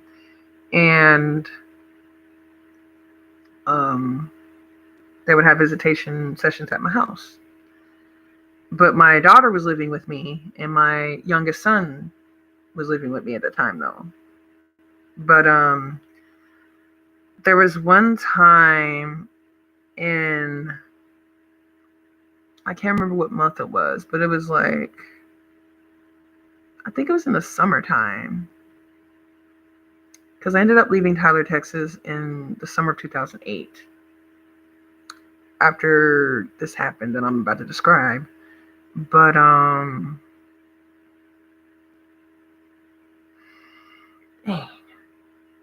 can't remember exactly what month it was, but I remember it was in 2008, and maybe it was the beginning of the summer or something like that, maybe April or May or something, I don't know. But before June or July of 2008, I remember me and my children's father was in a big argument, and he was mad because I wouldn't go with him when he wanted me to, because he knew I was court ordered not to be with him and be around him, but behind the scenes, he was helping me with the car payment of the SUV that I was driving, because, my daughter had ventilation system in G-tube, and when I would take and drive her to Dallas, Texas to her doctor's appointments with the home health care nurse, I needed that vehicle for that reason. And he offered to help for that.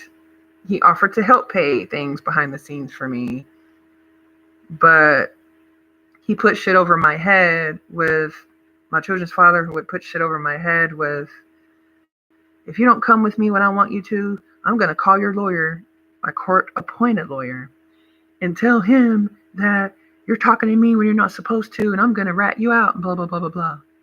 But I thought he was bluffing. I'm like, I'm trying to get our kids back in my custody, so our other two sons won't be in foster care. You relinquish your own rights, but I am trying to be in my children's life, whether you want to or not. But since I allowed him to help me financially behind the scenes, with the house payment and the SUV vehicle car payments and all that, he would hang that over my head. And I had home health care nurses come to my house. So I already know they're working with CPS to look at my every move and this and that. You know what I'm saying? There was some times when home health care nurses would not come and show up to my house just to see how I would react with my daughter that was on ventilation system and G-tube, and they thought I would panic. And no, I know how to take care of her, because I knew how to take care of her with that equipment she was on. She had I can't say that word, but my daughter had a trach. Trach is the short word for tracheometry, something like that. I don't know how to say that word. I don't feel like going on my computer and trying to type that up. But my daughter had this hole in her throat. They call it a trach for short in the medical field, back then anyway. But the ventilation system was through my daughter's throat. And she had a tube through her throat to breathe, and the ventilation system was helping her breathe. And then she had the G tube, to feed her because of the trach type of equipment that was through her throat, right? For the ventilation system. And my children's father would put that over my head. Oh, I'm helping you pay this, and I'm helping you with that. And if you don't come when I want you to come see me, I'm going to call your court-appointed lawyer and tell him that you've been talking to me and you've been interacting with me and you're violating your court order, blah, blah, blah. And he ended up doing that. He ended up calling my court-appointed lawyer and reported to him that I was talking to him and violating my court order agreement. And so one time in April or May of 2008, or June, I don't know, April, May, or June 2008 is when CPS came to my house. And I'm like, what's wrong? The home healthcare nurses, they come when they want to come or when they're able to come. And I've been taking care of my daughter when the home healthcare nurses were not there. So what's the problem? We got a tip that you and so-and-so, that your children's father, are interacting with each other. And, but I already knew when they said a person gave a tip, I knew it was him who gave the tip. So they ended up taking my daughter out of the home, and my youngest son, who was allowed to stay with me when my other two sons were in foster care and all that, when I was still trying to work out all the things I need to work out to gain custody of my other two children, But they ended up taking my daughter that was on the ventilation system and all that, and they ended up taking my youngest son out of the home because of my children's father reporting to my court-appointed lawyer about me violating my court order agreement with not speaking to him and not interacting with him and not contacting him. So he snitched me out. He ratted me out. And so now, at that point, after that happened, I went to Dallas, Texas to be single, and I went to a domestic violence shelter in Garland, Texas to work on getting my kids on my own by myself. Without his help, without my family help, I had no help with this. But at the time, I had a job. I worked at a Walmart in Garland, Texas. I, was still going to court in Tyler, Texas, back and forth throughout me working and things like that. Still had visitation type of sessions with my children at the time, back and forth with court and things like that with Tyler, Texas, even when I was living in Dallas County in Texas and all that. And I never missed an appointment, never missed a court date, never missed a court hearing, never missed a visitation session. And I passed every drug test there was. Never had no drugs in my system,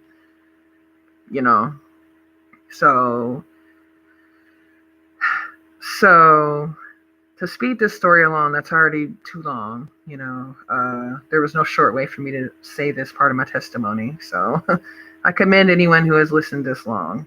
I knew it was going to be close to 2 hours. I knew it. So bear with me, y'all. Bear with me. So the summer 2008 is when I moved to Dallas, Texas area. I worked at a Walmart in Garland, Texas. I was living in this domestic violence shelter in the area as well. And,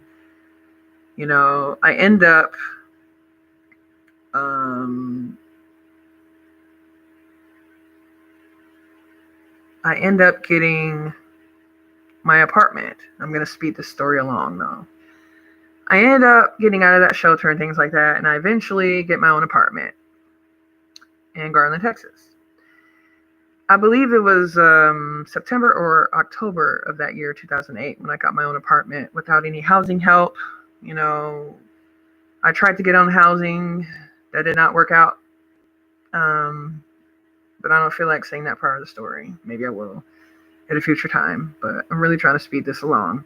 But anyway, I eventually get my own apartment without any housing type of help, just for me working. And there was this time in December 2008 when a burglarization happened to me. A burglarization situation happened to me. And it was one Sunday night. I get off of work and I come home to nothing. My apartment was empty, nothing, nothing. And I'm like, what the fuck? So I called the police in Garland, Texas. I made a report. There was someone else with me, a female who I was friends with at the time. But at that time, she knew I was trying to get my kids back, and she knew she wasn't going to be able to just live there if my kids were there or whatever. But at that time, there was a female that was staying with me, and me and her came home to nothing. And so I made a police report, or so I thought, because I verbally made a report to them. But when the police left my apartment after that happened, I remember my female roommate telling me that the police came to her and talked to her without me overhearing them say this to her. But she told me that the police told her that I was making it up and I was lying about me getting my apartment broken into. She said the police thought I was lying and the police thought I was making it up. But I later found out years later in 2022 from the spiritual downloads I received that year about things of my past that were done wrong to me or towards me or my children. I end up finding out years later about that situation that really that female roommate / friend or whatever at the time really lied to the police behind my back and told them that I was lying and making that up about me having my apartment broken into and things like that. But I did not know that at the time in December 2008, though. So in January 2009, when it was the last court hearing regarding me getting custody of my children, I had to have some requirements that I had to meet in order for me to get my children. So I had my own apartment, check. I had my own vehicle, check, at the time. And, it was an old rinky-dink car, but it ran. God dang it, it ran at the time. And so I had everything I needed to have to get my children. I just needed to show up in court that last time in January 2009 in Tyler, Texas. And I just had to, show that I had everything intact in my household so I can get them back. But that burglarization happened to me weeks before that court hearing. So before I went to that court hearing in January 2009, I went to go get my police report so I can show that in court, so I can prove that burglarization happened to me and that I was not lying about it. So I can prove that I was not lying about it.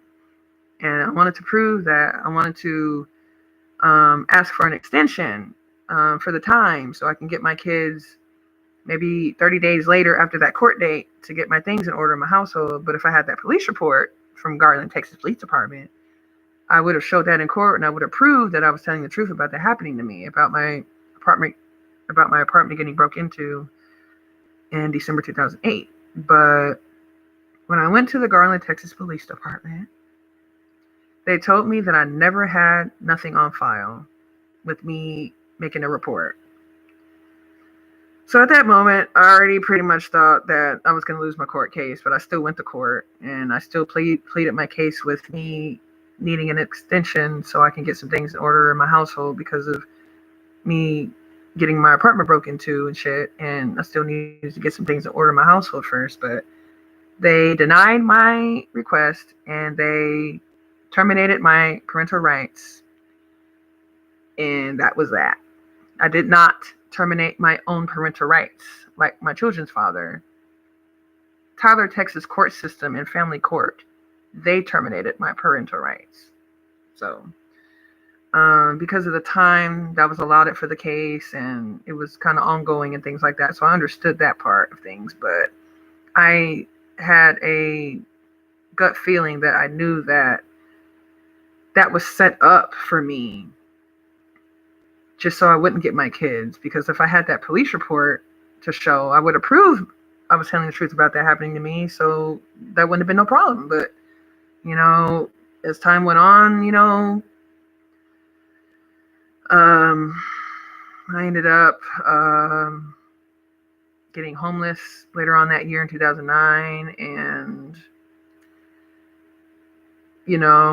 I eventually go through some hard stuff and I end up picking myself back up and finding work and things like that. But I just wanted to share the most hardest times of my childhood and my young adult years, because I know how target individuals feel. I know how things can be orchestrated in a targeted individual's life so that certain things happen negative to whatever target individual is targeted, right? But at that time, way when I was going through that stuff, I did not know anything about targeted individual topic or gang stalking. I knew nothing about the sort. I didn't learn about that until 2018 when I was living in California. But when I first learned about gang stalking and the targeted individual topic, when I lived in Bakersfield, California, in 2018 is when I first learned about that. And as I learned about that, and I became more spiritually awakened, because that was my first spiritual awakening time of my life as well, at the same time of me learning about gang stalking and the targeted individual topic. But I started reflecting about things in my life, in my past, and I was like, dang, I've been gang stalked my whole freaking life, And there's a lot of people in dark occult practices and dark occult type of groups that really set up target individuals' lives. Sometimes from childhood, sometimes from young adulthood only, depending on the particular target individual, because everyone's story is different. Every target individual story is different. How they learned about the target individual topic and gang stalking is different. How they go through their things with their gang stalking experiences, those are all, we all go through that in different ways, but it's the same tactics being used on target individuals, on us target individuals. Sometimes people are set up. Sometimes target individuals are set up and things are orchestrated in target individuals' lives so that their lives are not going as it should be. People really do that in dark occult practices. They really do. Secret societies and stuff like that. They gang stalk us target individuals, chosen ones, and good-hearted people. The reason why I estranged myself from my whole family is because I was awakened to the fact that my mom's aunt, that kicked me and my mom, my sister out the house back in Tyler, Texas in 97 or 98, like I was describing earlier in this video.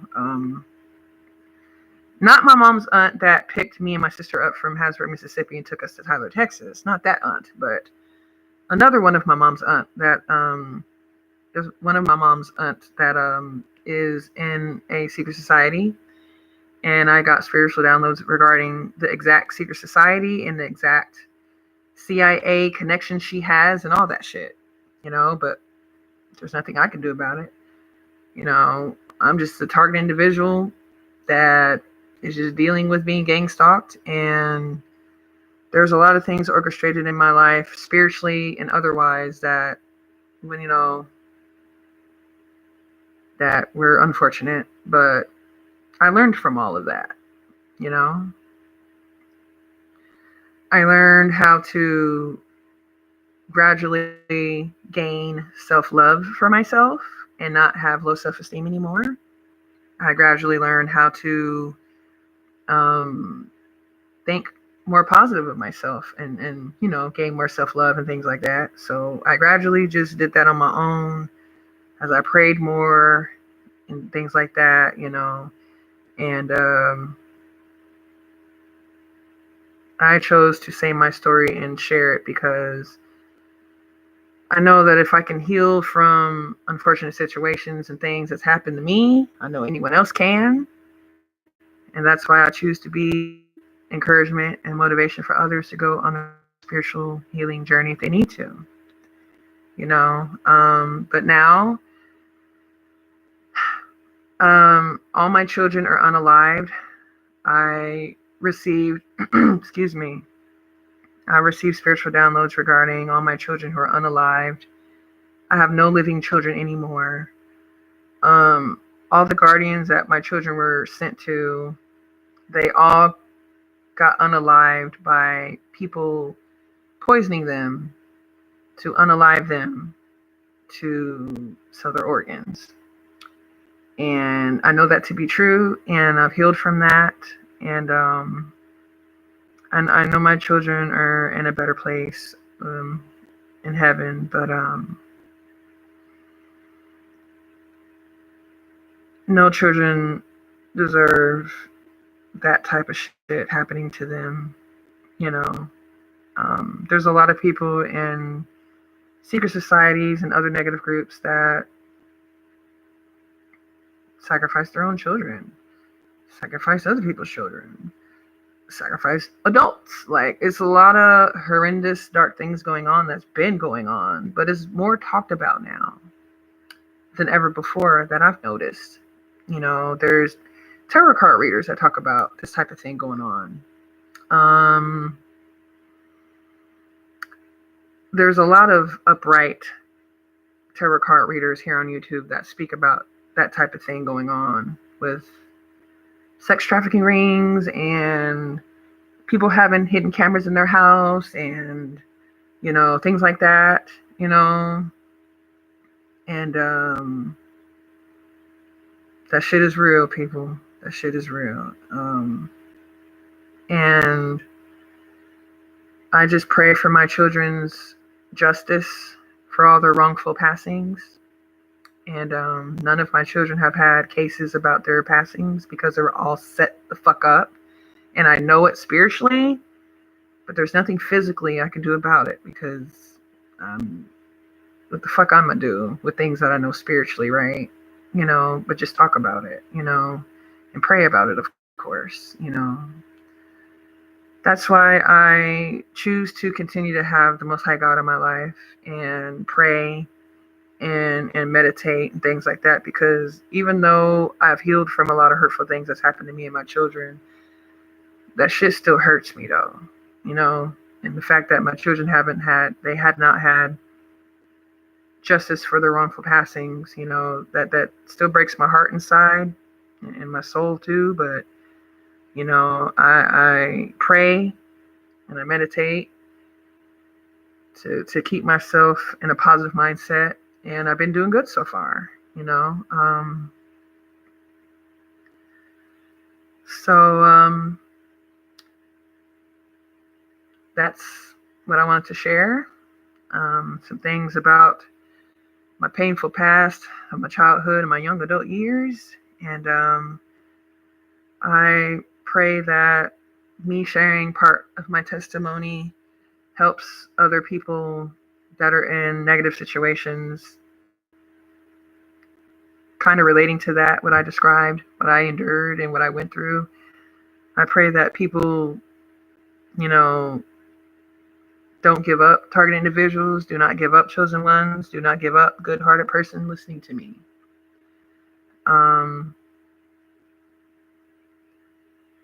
There's a lot of spiritual warfare going on, and it's always been that way, but it's more than ever before now.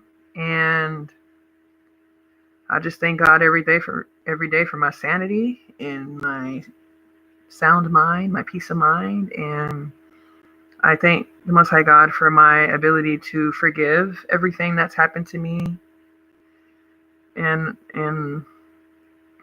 my children. I didn't think I'd ever be in a place in my mental space, meaning my mental space. I never thought I would get to a place where I can forgive everything that's happened to my children and me. especially to my children that are all unalived right now. Some of them were unalived in 2022, some in 2023. But um,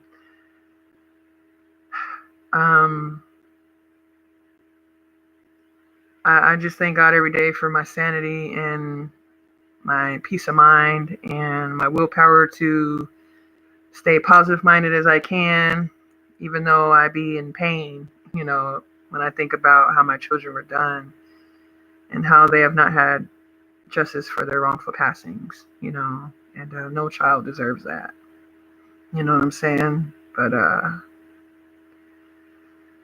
before I start getting emotional on here, I'm going to go ahead and end with this, y'all. Stay encouraged, stay empowered, and stay elevated. I'm out, y'all.